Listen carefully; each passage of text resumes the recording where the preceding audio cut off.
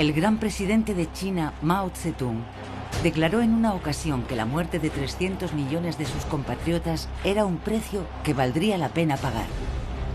Básicamente estaba diciendo, estoy dispuesto a perder a la mitad de mi pueblo para conseguir lo que quiero, estoy dispuesto a correr ese riesgo. Es una forma de pensar brutal y desalmada. Finalmente, su despiadado régimen político será responsable del exterminio de millones de personas. La violencia sirve para llegar al poder. Estaba convencido de que la política tenía que ser violenta. Esta es la historia de un autócrata sádico adicto a la brutalidad. Desde sus raíces comunistas y a lo largo de todo su reinado de crueldad y venganza. Mao se encuentra al nivel de Hitler y Stalin. Incluso después de su muerte, el miedo que infundía Mao hace que se le siga adorando a día de hoy.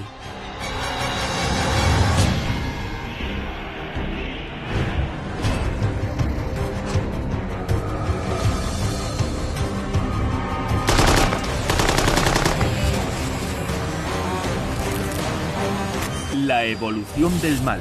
Capítulo 3. Mao, el presidente de la muerte chino.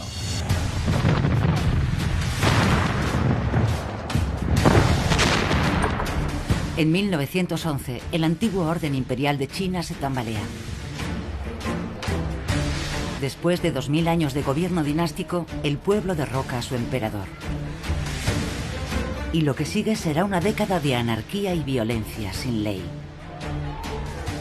China estaba sumida en una profunda depresión a finales del siglo XIX y principios del XX. Había un sistema imperial que no permitía el debate, la discusión o la crítica. De modo que si no eras feliz con la situación en la que habías nacido, tenías que rebelarte, luchar contra el orden, hacerte revolucionario.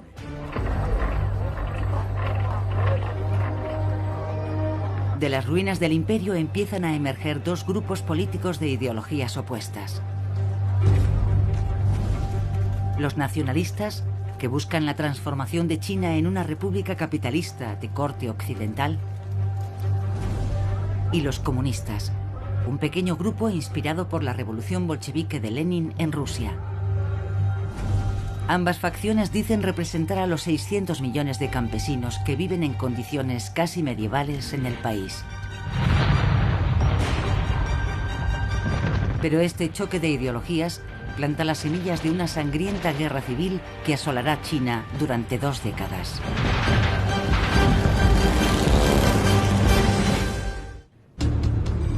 Provincia de Hunan. Hijo de un granjero, el joven Mao Zedong experimenta de primera mano la dureza del gobierno imperial y la crueldad con que el ejército ejecuta a los campesinos que se rebelan. Si pensamos en las experiencias que tuvo, sobre todo en la adolescencia, se pueden ver muchas cosas que influirán en su forma de comportarse. En este entorno de opresión, Mao se convierte en un joven rebelde en busca de una causa. Ansioso por ser considerado un intelectual, lee traducciones de filosofía europea. Pero cuando en 1917, a los 24 años, entra en contacto con la literatura marxista, algo se despierta en él. Lee el manifiesto comunista, y encuentra la descripción perfecta de por qué China está sometida y en el estado en que está. Mao parte de ahí, y a partir de ese momento es un comunista convencido. Pekín, 1921. Radicalizado por sus mentores de la Universidad de Pekín, en 1921 Mao ya es un activista de izquierdas destacado. Está convencido de que el comunismo es el único camino para hacer triunfar una revolución, porque el partido tiene amigos poderosos. No fue su simpatía por los campesinos chinos lo que hizo de él un comunista. Mao se dio cuenta de algo muy importante, que el vecino más poderoso de China, Rusia, estaba decidido a poner al Partido Comunista Chino en el poder. De modo que en 1922, un año después de su fundación, Mao se une al recién nacido Partido Comunista Chino. Él piensa que son los únicos que tienen la determinación para alcanzar el poder y quiere estar en el bando de los ganadores.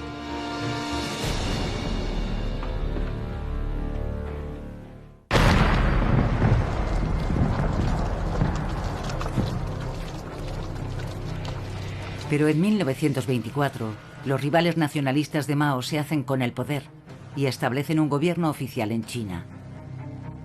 Mao se da cuenta de que él tiene la clave para conseguir el triunfo de los comunistas chinos y se produce el primero de sus numerosos choques con sus camaradas rusos.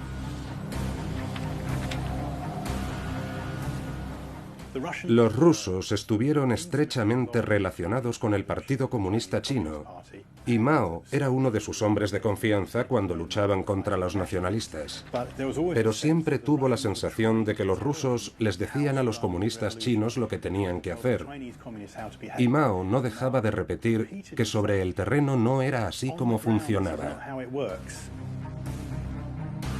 Mao está convencido de que la revolución china no se puede llevar a cabo de la misma forma que la revolución rusa. Los rusos creían que la revolución nacería entre los pobres de las ciudades, y Mao decía, no, la revolución en China surgirá de las zonas rurales, es un sistema diferente y no podéis decirme lo que tengo que hacer. La firme convicción de Mao de que la chispa de la revolución tenía que surgir de los campesinos chinos se convierte en la piedra angular de su filosofía política durante las 4 décadas siguientes.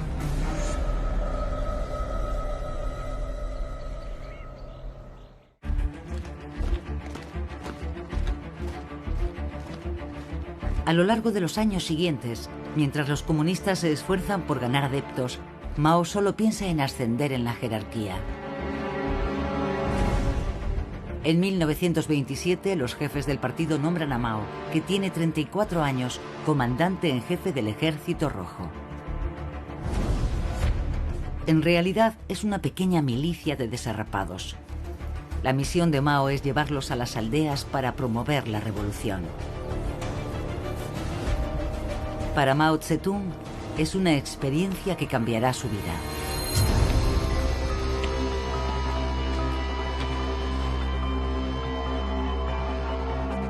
Su método para hacer la revolución es simple: volver a los campesinos en contra de sus señores. Recordando lo aprendido en sus libros de filosofía, que el fin justifica los medios, a Mao le da igual quién sufra las consecuencias.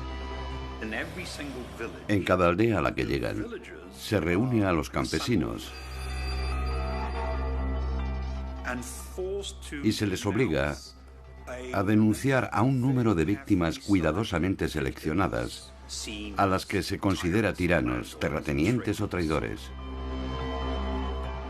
Se dice que los campesinos detienen a los opresores de las masas, los pasean atados, los humillan y los ejecutan. La violencia de 1927 marca el inicio oficial de la sangrienta Guerra Civil China y enseña a Mao una lección que le será muy útil en su imparable ascenso al poder. La violencia funciona. Él mismo dijo que en aquel momento se había convencido de que la política tenía que ser violenta, porque nadie abandona el poder voluntariamente, hay que arrebatárselo. Él dijo la famosa frase: todo poder nace del cañón de un arma.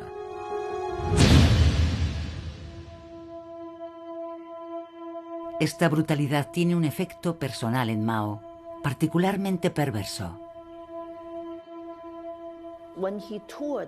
Cuando vio con sus propios ojos en sus viajes por las aldeas la violencia y las atrocidades, él mismo dijo que había cambiado. Sintió una especie de éxtasis con esas palabras, como nunca había experimentado hasta entonces. Mao se transforma en un sádico intoxicado por la violencia. Y esto no es más que el principio.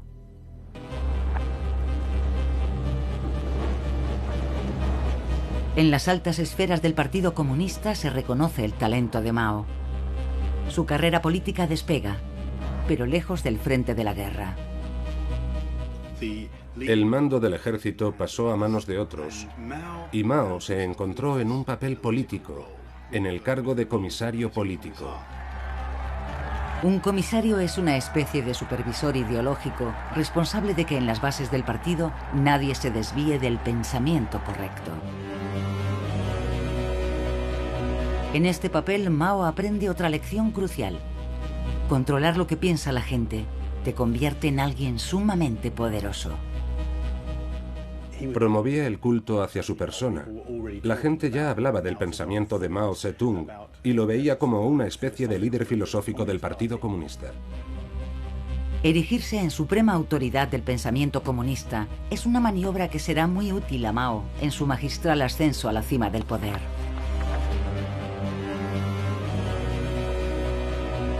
Su posición se afianza aún más cuando los extranjeros aprovechan el caos político en que se debate China.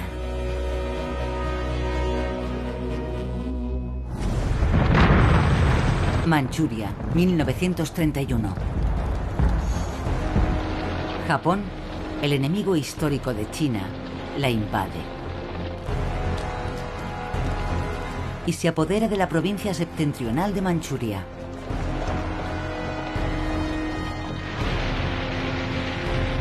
El gobierno nacionalista intenta resistir, pero no es lo bastante fuerte. Una invasión japonesa a gran escala parece inevitable. Los comunistas intentan aprovechar el caos para derrocar al gobierno nacionalista, pero fracasan. La fama de Mao se consolida durante una retirada que dura un año entero huyendo del ejército nacionalista. Es la llamada Larga Marcha de 1935. Según aumenta el saldo de víctimas, al final Mao es casi literalmente el único que queda en pie. Lo único que hizo Mao fue seguir vivo. Cada vez que más comunistas leales seguían las órdenes de sus superiores y morían, Mao subía otro escalón hacia el poder. Así, a los 42 años, gracias al uso estratégico de la violencia y del control ideológico, y con un poco de suerte, Mao Zedong alcanza su objetivo. Es nombrado líder del Partido Comunista Chino, una posición desde la cual puede poner en marcha su plan maestro: convertirse en gobernante supremo de toda China.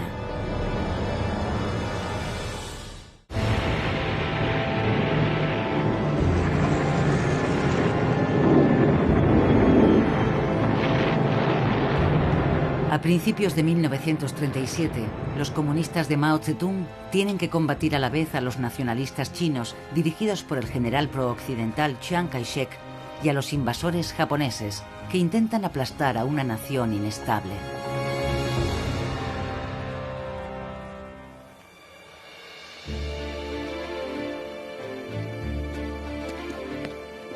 Como nuevo líder del Partido Comunista de China, Mao Zedong establece su cuartel general en Yan'an. Es una ciudad en las montañas destruida por los bombardeos durante la Guerra Civil, pero su fama se extiende por todo el país. La creencia popular es que Yan'an es una utopía comunista, un paraíso donde los radicales, los intelectuales y la juventud idealista pueden pensar libremente. Eran adolescentes y, por supuesto, pensaban que el comunismo luchaba por la igualdad.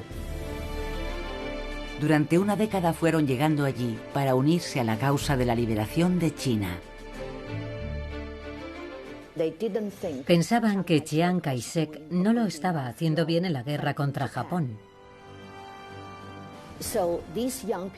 Y aquellos jóvenes, incluido mi padre, fueron al norte, donde estaba Mao, pensando que iban a incorporarse a la lucha contra los japoneses.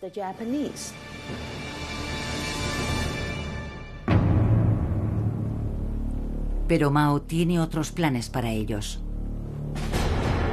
Su intención es convertir a los fieles comunistas de Yan'an en una fuerza que le obedezca ciegamente y que le lleve al poder.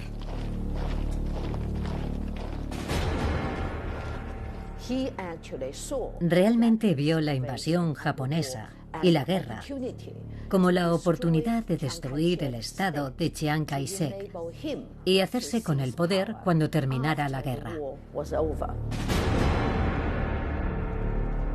Para ello desempolva las lecciones de violencia y manipulación que había aprendido en su juventud y las perfecciona hasta convertirlas en su receta personal de terror.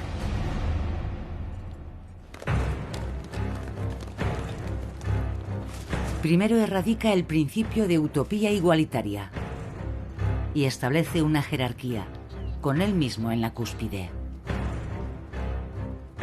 En Yenan no había nada parecido a la igualdad.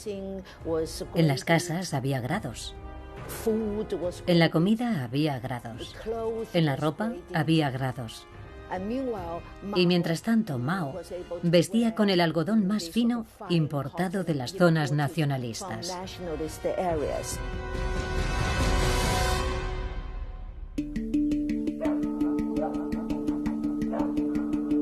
Entonces Mao utiliza su poder para tender una trampa, atrayendo a opositores potenciales para que se muestren abiertamente.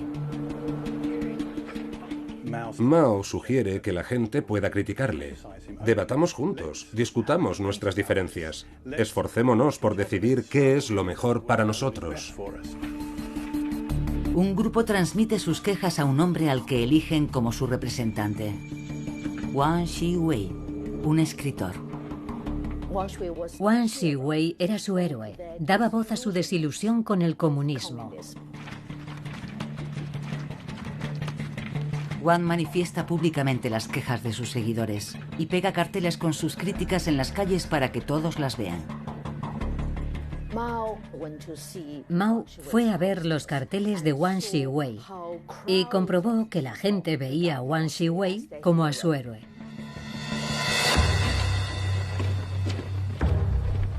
Una vez descubierto Wang, Mao entra en acción y pone en práctica su convicción de que el poder llega a través de la violencia.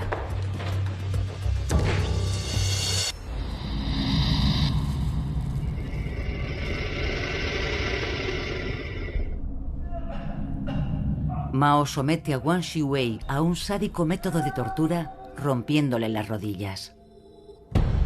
Es el llamado Banco del Tigre. De todos los instrumentos de tortura disponibles, es su favorito. Mediante la tortura, Mao consigue que Wang Shiwei diga cualquier cosa. Hace una falsa confesión, que es espía de los nacionalistas. Además, se le obliga a implicar a otros camaradas inocentes, aunque nada de lo que diga puede evitar su ejecución. Porque Mao quiere enviar un claro mensaje. Si no piensas como Mao quiere que pienses, vas a morir.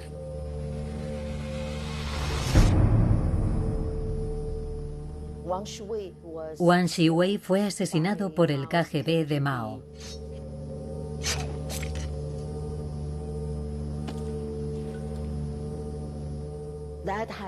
Aquello tuvo un efecto devastador en aquellos jóvenes.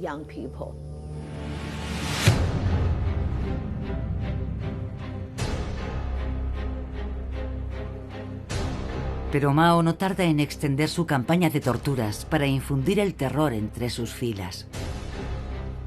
Desarrolla un poderoso instinto dramático. Si haces algo, hazlo a la mayor escala posible para que todos aprendan y se beneficien de ello. O aprendan y te tengan miedo. Pero tiene cuidado de no mancharse nunca las manos personalmente. Mao es siempre la figura que observa entre las sombras. No creo que se pueda encontrar ninguna prueba que sitúe a Mao apretando un gatillo o colgando a alguien. La violencia era algo que otros aplicaban por él, y esto ocurriría cada vez más a lo largo de su vida. Igual que Stalin en la Unión Soviética, Mao justifica su campaña de terror afirmando ver espías por todas partes. Mao sabía muy bien que no eran espías. Su verdadero objetivo era aterrorizar a aquellos jóvenes y moldearlos para formar el ejército que necesitaría en el futuro. Desde este momento, el asesinato y la tortura quedan firmemente establecidos como los pilares de su filosofía política personal. La violencia es un aspecto accidental del maoísmo, es una parte necesaria. Él decía, no los ejecutes antes de sacarles todo lo que puedas. El resultado es que Mao se convierte en líder de un ejército de 500.000 de leales a los que ha lavado el cerebro a través del miedo.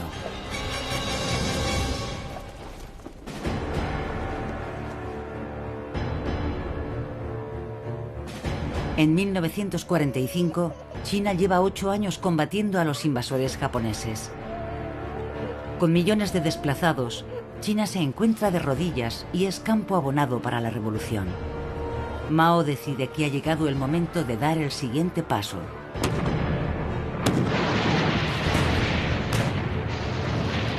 Desciende de las montañas de Yan'an con un ejército de 3 millones de soldados bien equipados con el armamento proporcionado por su aliado comunista, Stalin.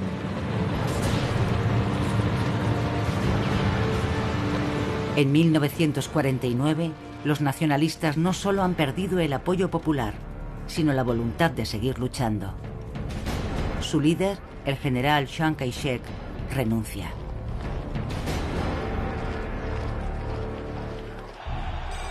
Pekín, 1 de octubre de 1949. Pocos días después, Mao Zedong se proclama líder supremo de 600 millones de personas.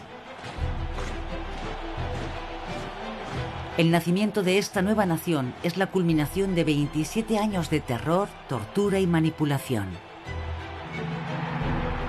Pero es aclamado como un héroe por el pueblo.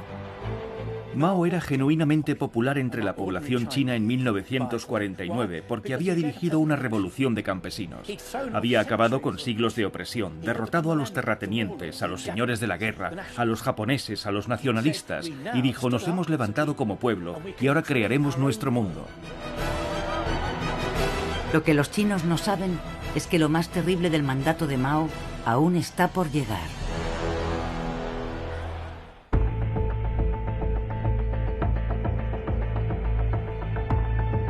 En 1950, bajo el nuevo régimen comunista del presidente Mao Zedong, China sigue siendo desesperadamente pobre e intenta recuperarse de 3 décadas de guerra sangrienta y revolución. Como líder supremo, Mao proclama que la industrialización a gran escala es la clave para transformar la nación en una superpotencia económica. Y está decidido a conseguirlo de la noche a la mañana, sea cual sea el coste humano.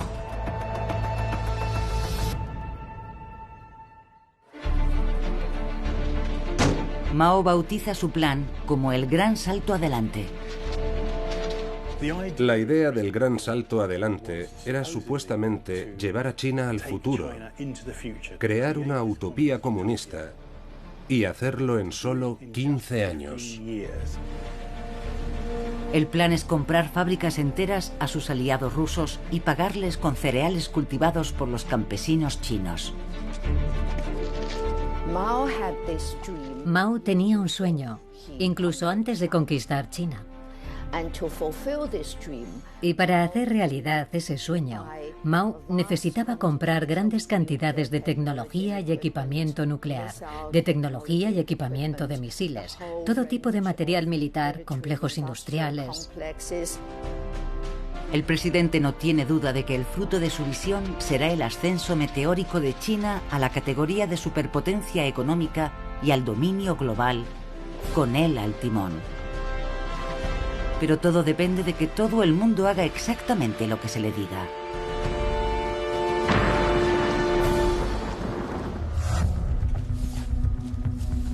Mao empieza por ilegalizar la empresa privada en el campo. A partir de ahora, hasta el último grano de cereal será propiedad del Estado. El grano va directamente de los campos a los graneros del Estado. No hay mercado privado ni comercio privado. A continuación despoja a los campesinos de todas sus posesiones, forzándoles a vivir y a trabajar en grandes granjas colectivas. En realidad, la colectivización no es otra cosa que arrebatar a la gente hasta la última de sus pertenencias privadas. Se confiscan las casas, las herramientas, los cacharros de cocina, los utensilios, se colectivizan. El ganado se colectiviza. Mao impone a las granjas colectivas unos objetivos de producción inalcanzables. Y se dice a los campesinos que no recibirán sus raciones de comida si no cumplen con sus cuotas. Literalmente, la gente que no puede trabajar se muere de hambre. Esto incluye a los niños, las mujeres embarazadas, los ancianos. Todos ellos se quedan fuera del reparto de alimentos.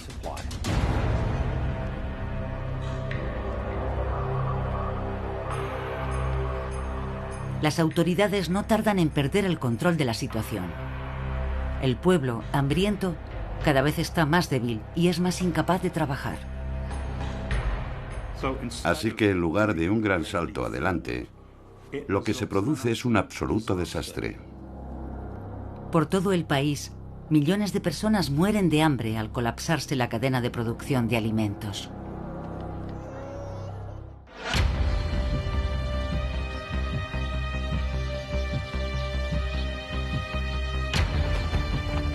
Mao cree que el problema no es su brutal plan, sino que los pájaros se comen el grano reservado para el pueblo. Y promulga un edicto. Los chinos deben eliminar hasta el último gorrión. Una de sus ideas más enloquecidas fue la guerra contra los gorriones. Decidió que si los chinos podían matar a todos los gorriones de la nación, los 10 granos que comía cada uno de esos gorriones serían para los humanos. Todo parece muy lógico. Así que pone a los chinos a correr de acá para allá golpeando cacharros, manteniéndolos despiertos hasta que caen muertos de cansancio al suelo. Cazaban pájaros días enteros, haciendo ruido con cualquier cosa para que los pájaros no pudieran posarse y descansar hasta que caían del cielo. Reunían miles de pájaros muertos, los colgaban y los paseaban por los pueblos para mostrar la gran contribución que había hecho la aldea a la producción de alimento. Muy bien, presidente Mao, solo que ahora ya no hay nada que se coma los insectos, de modo que el siguiente año se pierden todas las cosechas porque las orugas y las langostas se comen todo el grano y la hambruna es terrible. Lejos de aliviar el sufrimiento de su pueblo, la intervención de Mao empeora aún más las cosas.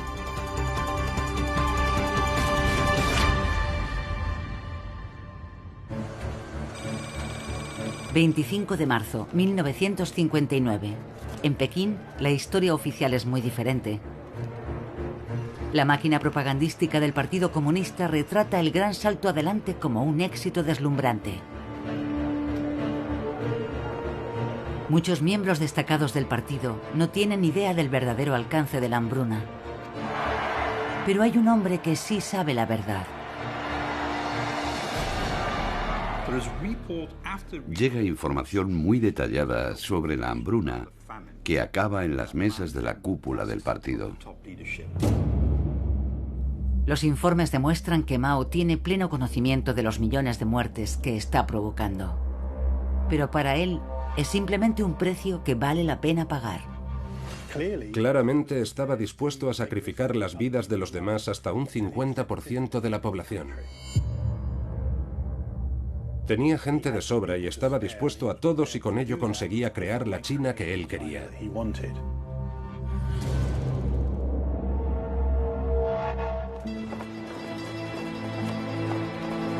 En la primavera de 1959, la verdad empieza a salir a la luz. Es difícil esconder 14 millones de muertos. Pero en lugar de intentar frenar la hambruna, Mao planea ampliar aún más su gran salto adelante. Entre los más veteranos del Partido Comunista hay dudas sobre su liderazgo, pero nadie sabe muy bien qué se puede hacer. El problema que tiene China es que no hay oposición. Todo el mundo está de acuerdo en que ya viven en una utopía, así que nadie puede decir que haya nada malo en esa utopía. Entre bastidores, la mano derecha de Mao empieza a tener serias dudas.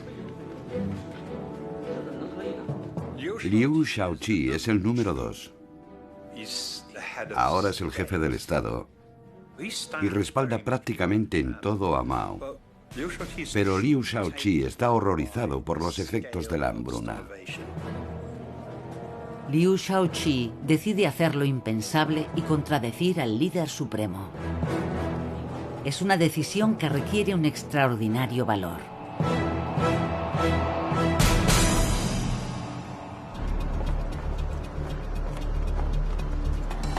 En julio de 1959, Mao convoca un congreso del Partido Comunista para que apoye la expansión de su gran salto adelante. Lo que pasa entonces coge a todos por sorpresa. Liu realizó el mayor acto de valor de su vida. Básicamente dijo que había una terrible hambruna, que había sido un error humano y que había que pararla.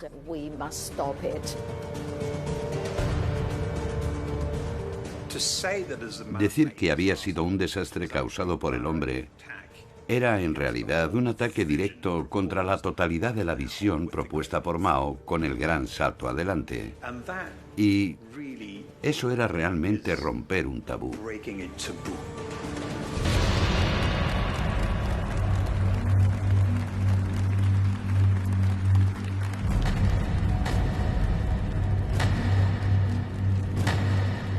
Para Mao es la peor traición imaginable. Mao estaba furioso porque odiaba que le quitaran la razón. Desde aquel momento, el presidente se vuelve extremadamente desconfiado y cree haber identificado al hombre que puede destruir su legado y también su reputación.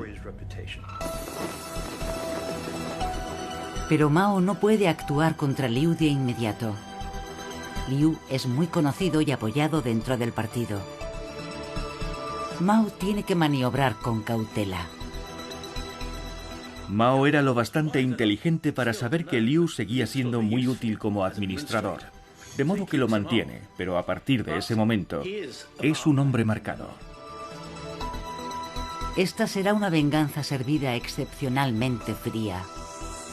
El plan de Mao para destruir a su segundo será una obra maestra de crueldad que afectará a toda la nación y durará una década.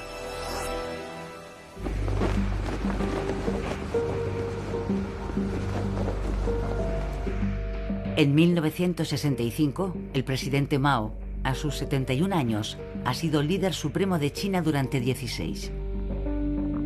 Pero a causa de la desastrosa hambruna provocada por sus políticas, por primera vez se murmura en las altas esferas del partido que quizá habría que sustituir al gran timonel. Pero en lugar de esperar a que sus enemigos vayan a por él, Mao decide tomar la iniciativa. Estaba decidido a recordar a su pueblo que, en sus palabras, una revolución no es una fiesta. Vamos a tener que romper algunas cabezas. Vamos a tener que ser muy duros con nosotros mismos para no sucumbir a las tentaciones de lo que él llamaba el camino capitalista. El plan de Mao es desatar una revolución tan devastadora como la primera, pero aún más siniestra en su ejecución. Una revolución cultural. Mao propone limpiar la nación de la ideología burguesa que, según él, sigue viva en la vieja generación. Igual que en Yan'an, lo que quiere es que los 600 millones de chinos practiquen el verdadero pensamiento correcto comunista. Y una vez más, él será la única persona que decida cuál es el pensamiento correcto.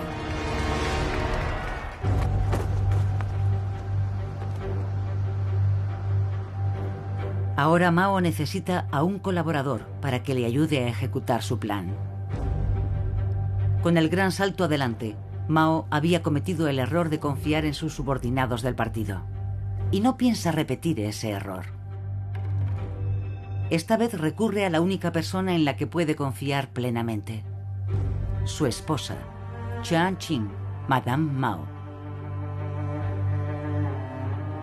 Jiang Qing es una actriz de Shanghái que se convierte en la amante de Mao durante la década del terror de Yan'an en los años 40.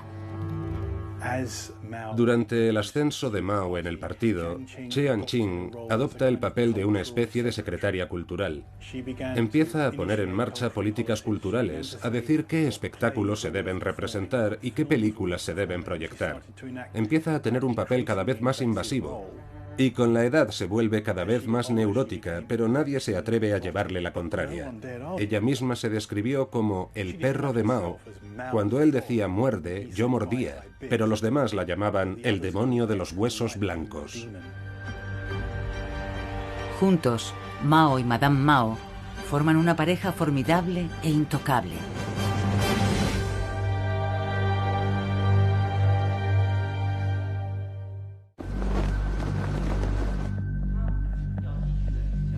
Una vez más, Mao inicia su nueva revolución cultural con una declaración política tan vaga que la puede moldear a voluntad para servir a sus fines. Lo que dijo Mao fue que había que atacar lo que llamaba los 4 viejos, las viejas ideas, los viejos usos, las viejas costumbres y la vieja cultura. Eso lo comprendía todo, era una manta que lo cubría todo, así que todo lo que no le gustase sería atacado.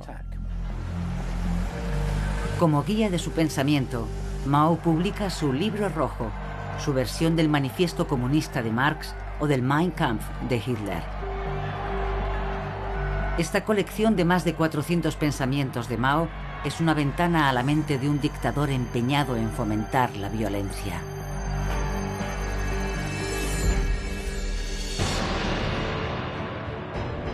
La guerra es la continuación de la política.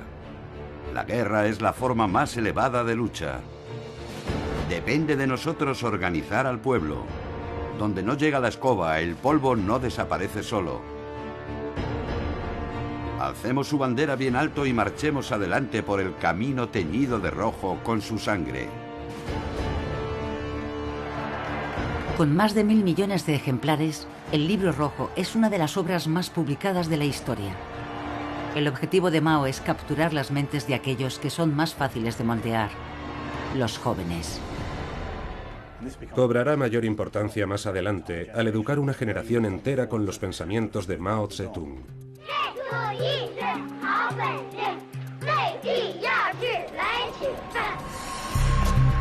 Estos niños crecerán para convertirse en un ejército obediente, igual que el de Jinan, que impondrá la voluntad de Mao. Es su tristemente famosa Guardia Roja.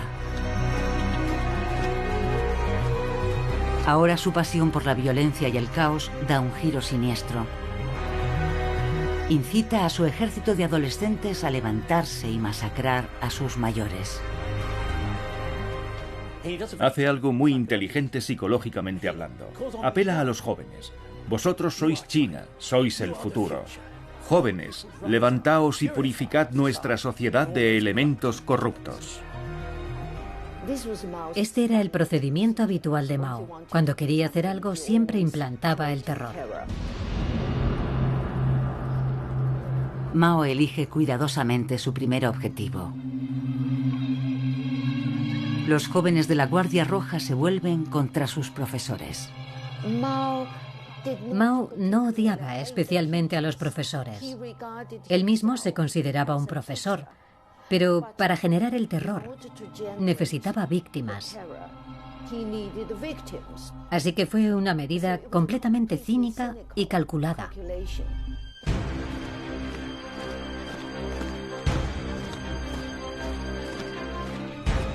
Miles de profesores sufren ataques. Solo en Pekín cientos son asesinados.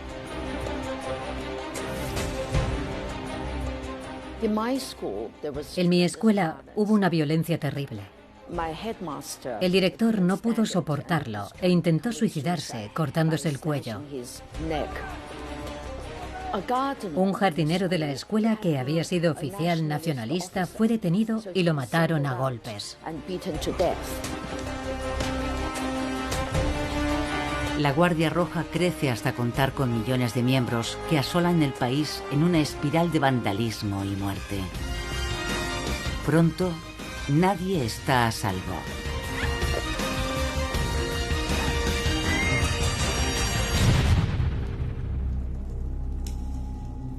China se convierte en un desierto cultural. arte, libros, música. Cualquier cosa con influencias remotamente occidentales es prohibida o destruida. Pero el verdadero objetivo de Mao apenas empieza a vislumbrarse. Pekín, septiembre de 1967. Mao ordena a sus guardias rojos que extiendan su reinado de terror a sus rivales en el Partido Comunista. Es su ajuste de cuentas personal. Se utiliza la metáfora de la cirugía. Hay que extirpar el cáncer para que el cuerpo político se recupere. De modo que la violencia no es solo un medio para alcanzar un fin. Es algo esencial en cualquier situación revolucionaria. Violencia es revolución. Cientos de miles de funcionarios del partido son enviados a campos de trabajo, empujados al suicidio, encarcelados o simplemente asesinados. Son las personas que han mostrado dudas sobre el gran salto adelante de Mao.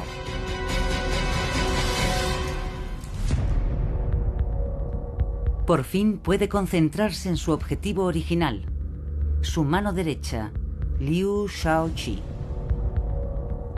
El hombre que años atrás osó contradecirle pagará ahora el precio de la forma más increíblemente cruel.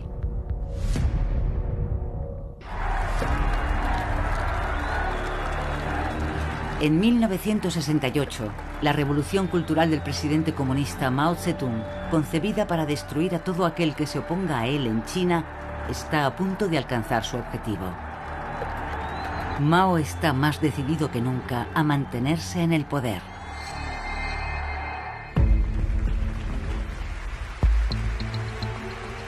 Pero cree que un hombre se interpone en su camino. Mao siempre ha experimentado un placer sádico en infligir dolor y humillación.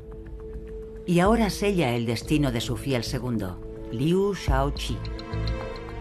Pero dado que Liu cuenta con muchos apoyos en el Partido Comunista, primero Mao tiene que minar su credibilidad. Nadie se habría puesto de su parte si hubiera dicho cuál era la verdadera razón de su odio hacia Liu Shaoqi. Por eso tuvo que inventar todo tipo de acusaciones, como que Liu era un traidor, que había traicionado al partido, etc. La maquinaria de la propaganda estatal se pone en marcha obedientemente. Prácticamente de la noche a la mañana, la reputación de Liu queda destruida. Y a continuación viene la humillación.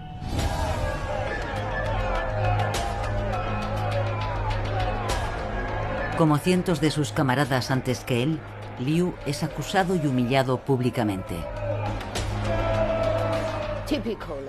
Normalmente los hacían subir a un escenario frente a una multitud histérica. Y les daban patadas, golpes, los torturaban. Los hacían arrodillarse sobre cristales rotos, los paseaban por las calles y finalmente los mandaban a los campos. Liu sufre más de un año de tortura.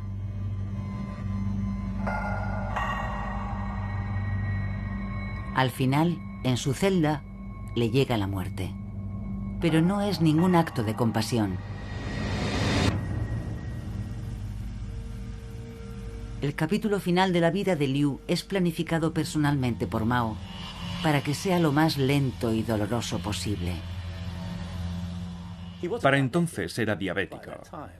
Y Mao le niega el derecho al tratamiento.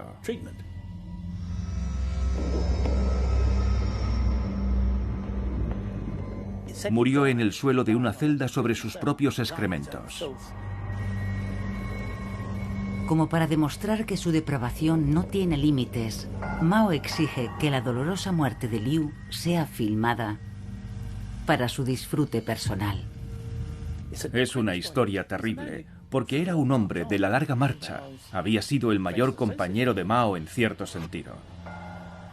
Hay quien dice que si se hubiera examinado a Mao, se habrían encontrado en él aspectos de un desorden de personalidad que lo clasificaría como clínicamente enfermo, hasta el extremo de la demencia.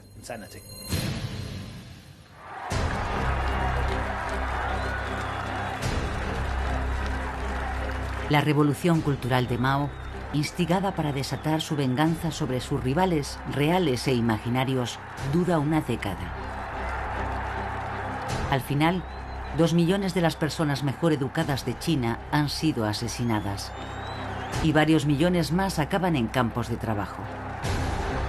Lejos de crear una sociedad utópica, Mao ha creado una sociedad basada en el terror. Mao no intentó construir una nación. Mao destruyó la nación. No unificó China. Él no era un constructor, era un destructor.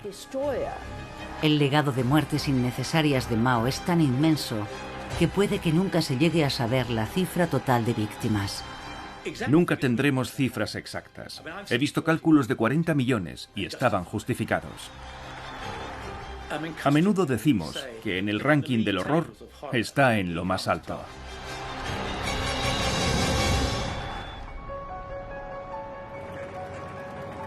A principios de la década de 1970, cerca de su 80 cumpleaños, la salud de Mao empieza a deteriorarse.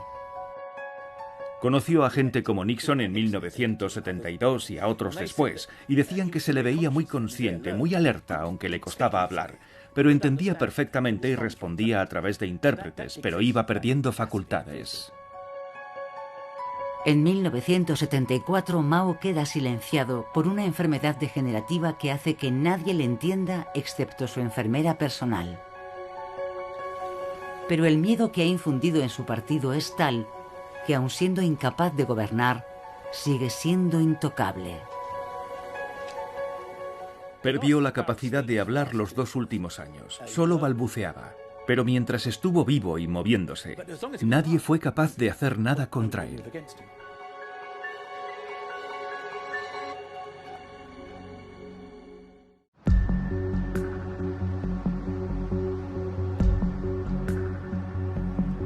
El deterioro de la salud de Mao hace que el progreso de China como nación se paralice. Y bajo la superficie, Mao sufre una paranoia cada vez más intensa. Estuvo en el poder 27 años y siempre vivió como si estuviera en una zona de guerra, preparado para huir todo el tiempo. En vísperas de tomar el poder en 1949, Mao temblaba como una hoja, como se suele decir, cada vez que veía a un extraño.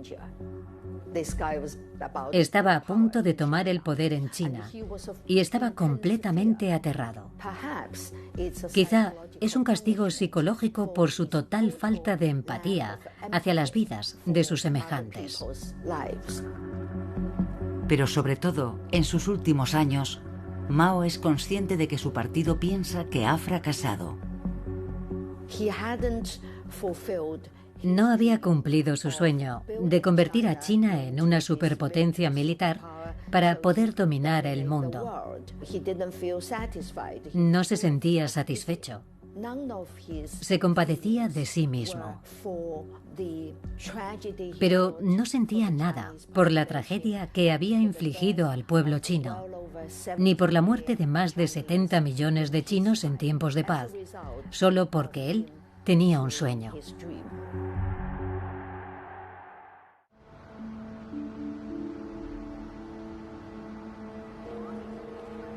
El 9 de septiembre de 1976, después de 27 años en el poder, muere Mao Zedong, supremo líder de China. El Partido Comunista llora su muerte con escenas histéricas de duelo nacional. Pero después de su muerte, la ideología de Mao es casi totalmente rechazada. Y muchos de aquellos que encarceló serán los futuros líderes del país. Aunque era un sádico y un déspota, igual que Stalin o Hitler, hoy en día su retrato sigue estando en todas partes. Por un lado es porque admitir lo que realmente hizo socavaría el poder del Partido Comunista. Pero también es porque, para bien o para mal, Mao Zedong es el padre de la China moderna.